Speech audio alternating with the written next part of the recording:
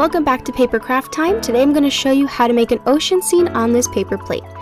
The one I do have in front of me is going to be a 9-inch paper plate. You can find it at the dollar store, Walmart, whatever place nearby that sells those sort of things. I am also going to use sticky dots for this project as well. You can use regular glue if you want, like a glue stick, or Elmer's liquid glue, or even hot glue if you have it.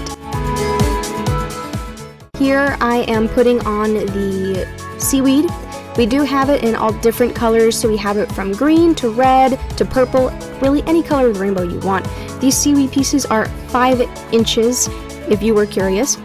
The seashells, the large one is going to be a 2-inch, and the little itty bitty ones are going to be 1 inch. In this project, I do also use 2-inch fish cutouts and 2-inch seahorse cutouts.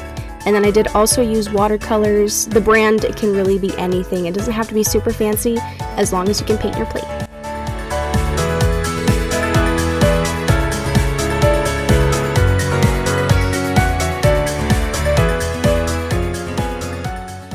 Here you can see me sticking coral onto it. And the coral is 3 inches. And again, we do have multiple colors, so you can mix and match whatever you'd like.